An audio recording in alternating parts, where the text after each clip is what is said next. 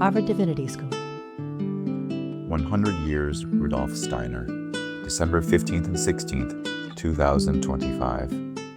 Decoupling racial stereotypes from the body of knowledge utilized in a network of organizations managed by meditation practitioners in Brazil. My name is Rogério Calia. I am professor at the University of São Paulo in Brazil, where we have 28% of students are self-declared Black, mixed race, and indigenous. My academic project for the next 5 years is the commitment to improve the level of knowledge and social skills for organizational, ethnic, racial relations in future business professionals. Because young people's talents need respectful social relationships in order to flourish. An organizational science action research, McKanan identified hermeneutics of veneration in study groups, uncritically accepting racial stereotypical sentences by Rudolf Steiner. Research question: how can we more effectively respect the right of Black and indigenous people to engage with anthroposophy without discriminatory racial stereotypes being reinforced in Brazil? Methodology: organizational science actual research following the approach of Otto Scharmer's theory U. 10 individuals were interviewed. Actually, that in anthroposophical organizations, I had a broader project for business schools in Brazil with more than 30 interviewed people. Those projects were in parallel. 32 books were studied to learn about the current understanding of racial stereotypes. An interview, how to facilitate study groups without reinforcing stereotypes. Gleice da Silva is a Black woman from Brazil. She's working with children and adults with support needs in California, US. She's part of the faculty at Campio Academy, a training course in inclusive social development. I asked her, Gleice, have you ever read a passage from Rudolf Steiner's work containing racially discriminatory stereotypes? And she answered, the most recent experience I had was reading the Preparing for the Sixth Epoch lecture from Collected Works, volume 159. So her context, she was preparing for a study group. The old version of this material included the terms Negroes, and the new version substituted it with the term savages. And she says, when I read that word, I was alarmed. It puts into this comparison of a lower class, of a less developed group, which is what I sometimes feel is represented within my anthroposophical circles and in society at large. My heart was racing. It was very upsetting. I could barely sleep that night. Then I asked her, if you were the facilitator of a study group, how would you conduct the conversation about this passage so as not to hurt other Black people? And she said, to be honest, I wouldn't use this material. But if I had to use that lecture specifically, I would bring it up beforehand and say, this is the word that he used when he spoke. This is the new translation. And I disagree with both of them. I disagree with both of them. Therefore, Gleice is recommending an initial warning and a clear message of disagreement. I think, and she says, I think these sentences associated with minorities don't seem to ring a bell for the majority of the white people. How people are insensitive and blind to these things and just pass them around without any sensitivity. People would have first to understand how these things affect other people and then make the decision to still pass the text around. And it's hard to make the decision to go ahead with it because you think that the gain from a lecture is actually higher than the pain it might inflict on others. Because you think that the gain from a lecture is actually higher than the pain that it might inflict on others. When I read the collected works, volume 159, sent by my colleagues, I felt I was not cared for and protected. I wasn't warned. My friends were not sensitive to how those remarks could affect me and how they still do. Thank you, Glacy, for the interview, and thank you for being now in this moment in Harvard.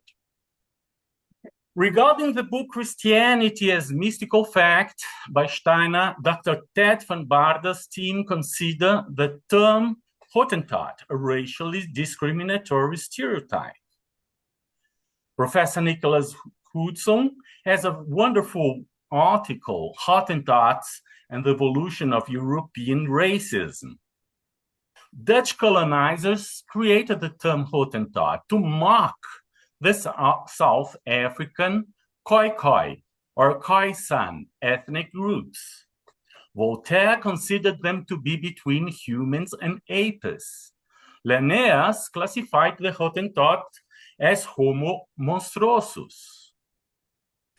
The term Hottentot concentrated the set of European prejudices against Africans and provided the cultural basis for the emergence of the scientific racism. I think Steiner did not have this notion that we have now through the wonderful article from Nicholas Hudson, for instance. The circulation of racially discriminatory stereotypes wrongly downplays Black people's intelligence and morality. This causes mental health damages and reduces general confidence in them for assuming positions of responsibility in institutions. Adilson Moreira is a social psychologist and professor of law, and he has this very important book here for Brazil, Recreational Racism. And he writes that the offense attributes some kind of stigma to the individual, thus making them be seen as a person who does not deserve respect. That means that circulating stereotypes cause real damages.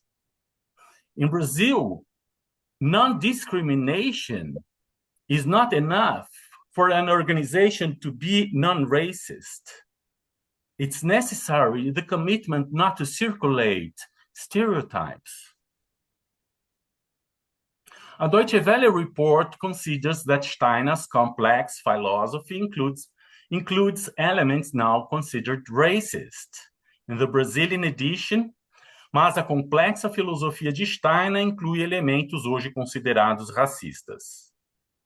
But if anthroposophy is a meditative path for seeking knowledge and not a stock of assertions, well, what is the point of insinuating that anthroposophy is partially racist? On the other hand, how can one communicate that anthroposophy does not practice any racial discrimination if some books written by Rudolf Steiner include passages with racially discriminatory stereotypes? So my recommendation for editorial change in Brazil is very simple.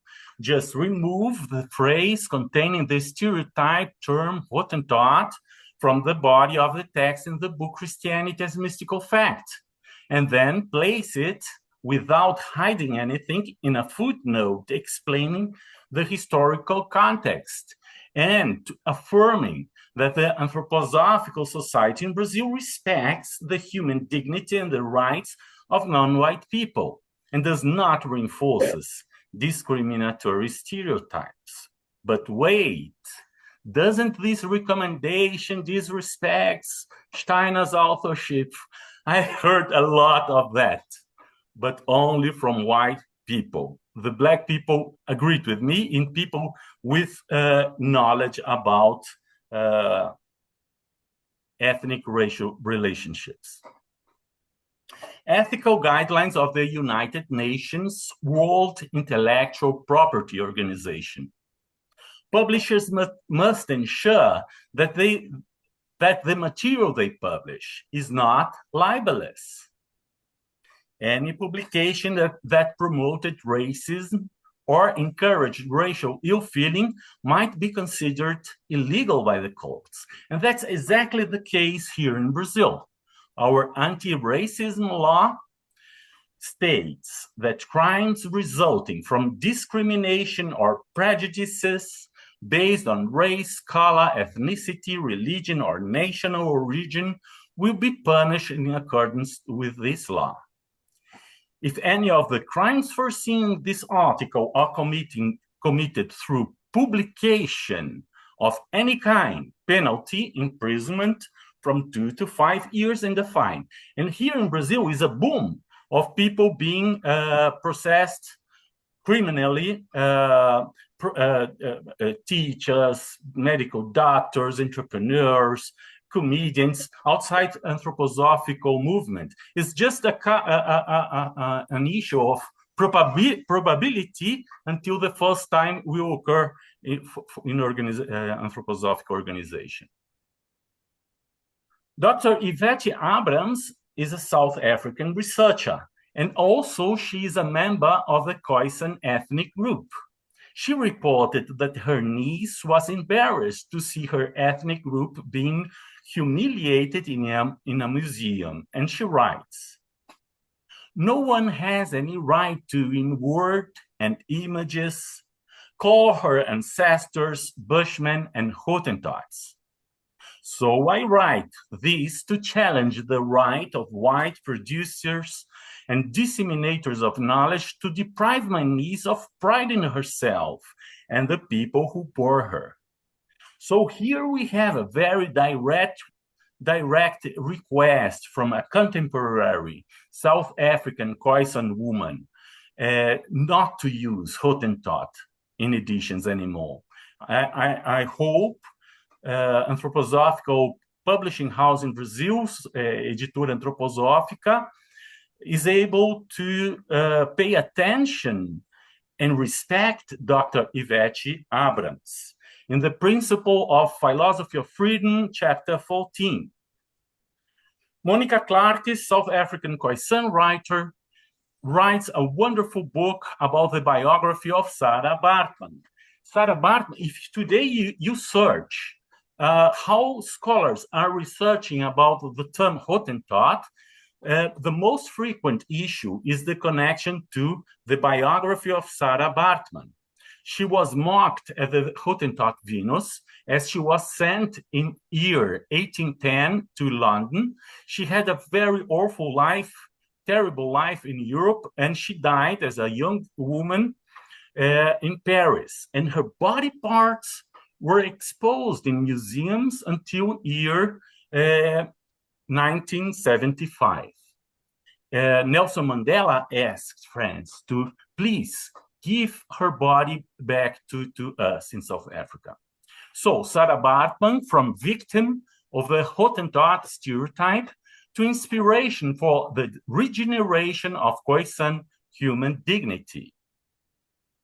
French Senator Nicolas Abbot wrote the text of the French law repatriating the remains of Sarah Baartman.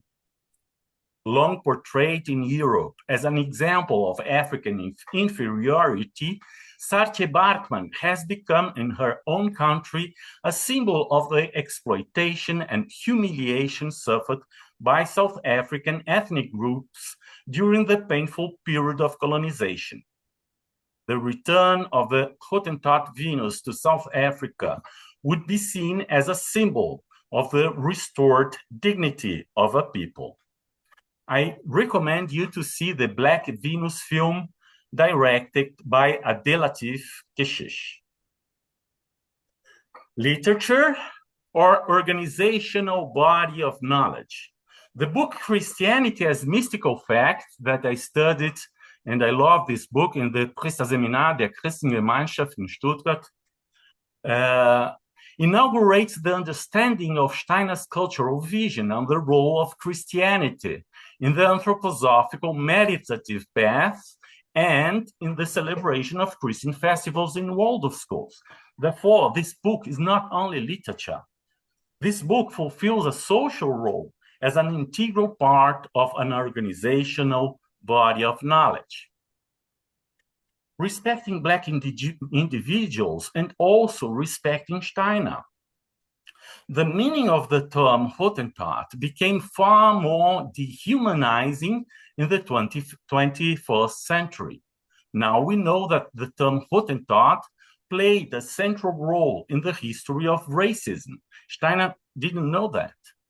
The usage of the term Hottentot today disrespects the public reputation of Rudolf Steiner, who does not deserve to carry the excessive burden caused by the considerable change in the meaning of this term in these 123 years since the publication of his book. So, key learnings from these initial action research versions. In order to decouple racial stereotypes from the organizational body of knowledge in Brazil, it is still necessary to overcome outdated definitions of racism. Please, racism is not only about hating people, it's not only about harming physically people, it's not only about controlling people. In Brazil, racism is about circulating stereotypes. It's about saying that Africans have an inferior capacity to think conceptually. That's racism also in Brazil. Stop trying to justify dehumanizing stereotypes of the past. They are contradictory and disabling to anthroposophical humanism in the present. Find new creative ways, prototypes, to conciliate anthroposophy as written legacy with an anthroposophy as respectful relation to non-white people in the present. Understand the criterion of representable anthroposophy for issues that harm non-white people. Who is the person today representing those hurtful contents? Shift from the individual white person cognitive process to the intercultural dialogical cognitive process, combining chapter 14 of Philosophy of Freedom with Heinz Kimmerle's intercultural approach. And learn about organizational racism, institutional racism in connection to organizational body of knowledge. The issue is an organizational science issue. Next steps, practicing a phenomenology of human respect. So I propose intercultural preparational study with the 3 social challenges of ethical individualism in Philosophy of Freedom, chapters 9 and 14, with African and Afro-Brazilian authors, and mainly also with biographies of those authors. Step 2, conduct dialogue rounds to listen to Afro-Brazilian teachers about the following intercultural process: their self-definition as individualities, their perceptions regarding the ethical harmonizational level of the editorial practices with their own life contexts, and their perceptions regarding the intentions harmonization level of the anthroposophical society in Brazil, legacy respect intention with the African and Afro-Brazilian individuals' dignity respect intentions. And this proposal fits very well also with the Steiner's speech about Dreigliederung, threefolding, and the 2nd of March, 1920, about human dignity. Mugobe Ramose explains a traditional Ubuntu phrase: to be human is to affirm one's humanity by recognizing the humanity of others, and on that basis establish relations with them. To be human is to affirm one's humanity by recognizing the humanity of others, and on that basis establish relations with them. Many thanks for your attention. Sponsored by the Program for the Evolution of Spirituality. Copyright 2023, the President and Fellows of Harvard College.